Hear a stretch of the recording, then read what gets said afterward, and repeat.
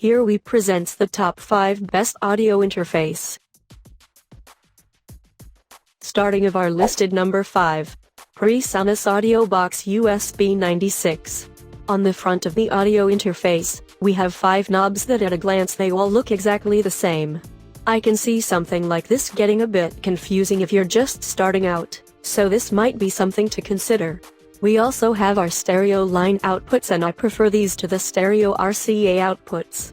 We've obviously also got phantom power, and like the Komplete Audio 1 and 2, there is a little mixer knob which again lets you mix between the dry signal from your input and the playback from your digital audio workstation. This thing's also got some very different yet still very cool included software. It comes bundled with Studio One, which is a DAW that's made by PreSonus. This DAW isn't as popular as some of the other DAWs we've talked about today, but Studio One is beloved by its users and is touted as a great digital audio workstation for beginners. For more information and price, check out the product links and description underneath the video. Coming in at number 4 of our list, Native Instruments Komplete. This interface is part of a 2 audio interface release that Native Instruments did. The Komplete Audio 1 is the one that is available at the most affordable price point, right? At first glance, this Komplete Audio 1 captures all of the sleek and minimal design elements that Native Instruments is known for. Size-wise, this is almost exactly the same size as the Scarlett 2i2. Unlike the Scarlett, however, the Komplete Audio 1 is made almost entirely of plastic. So obviously, it's not going to be quite as durable. But the Komplete Audio 1 is definitely one of the most lightweight options on this list. On the top, we have 2 LED indicators, one for phantom power and one for our USB connectivity. Then just to the left of that, we have a VU meter. This is a really nice feature because this will give you more accurate control of your input levels and prevent any clipping. Halfway of our listed number 3, Steinberg ER22 MKII. The first thing I noticed about the ER22 MKII was the weight. The whole interface really feels like a small brick. The reason for the weight is the housing. It is made completely out of metal and feels really sturdy. All the knobs feel solid and operate smoothly. The only thing that I didn't like about the outside of the device is that the 3 knobs are very close to each other, and that makes turning them a little bit awkward. Overall though, I would say that the ER22 has a very nice build quality. On the front of the device, you can find 2 XLR TRS combo inputs, and to the left and right of the inputs, you've got the corresponding gain knobs. Above the inputs, you'll find 2 peak LEDs that light up when the signal is clipping. You'll also find another LED which is signaling if the 48-volt phantom power is turned on or off, and one more LED which lights up when you plug in the interface into a PC.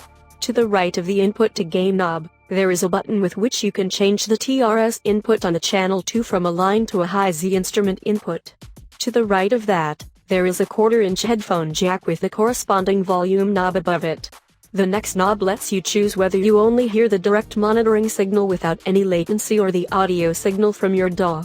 Lastly, you've got one more knob that controls the volume of the outputs.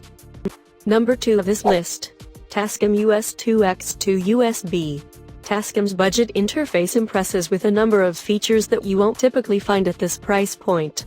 There is actually very little to complain about, with the US 2x2 offering solid construction, quality preamps, MIDI connectivity, and iOS compatibility. On the front panel, the US 2x2 features 2 XLR TRS combo input jacks, accepting of line-level signals from professional processors and synthesizers. A gain control and 2 LEDs accompany each input. One LED indicates when an input signal is detected and the other when the input signal is clipping. It's a simple indication but works as intended. Additionally, each input can be switched to high impedance via sliding switches for direct recording of bass and electric guitar. The right of the front panel is home to the headphone jack and, thankfully, separate headphone and line output volume knobs, with Tascam resisting the urge to combine the 2 output controls as often found on cheaper interfaces. We also find the direct monitoring control here. Even the most efficient computers and DAW software can produce a slight delay before reaching the outputs, which can distract some vocalists and instrumentalists. The direct monitoring function allows for monitoring the input signal with 0 latency before it is sent to the computer. On the rear panel, we find our outputs, consisting of a pair of balanced TRS-1 2-inch outs for connecting to studio monitors and MIDI I/O for connecting synths, drum machines, and controllers. There's also a USB 2.0 port for data connection and power, and lastly, a 5 VDC power connector used to connect an AC adapter for when the US2X2 is hooked up to an iOS device.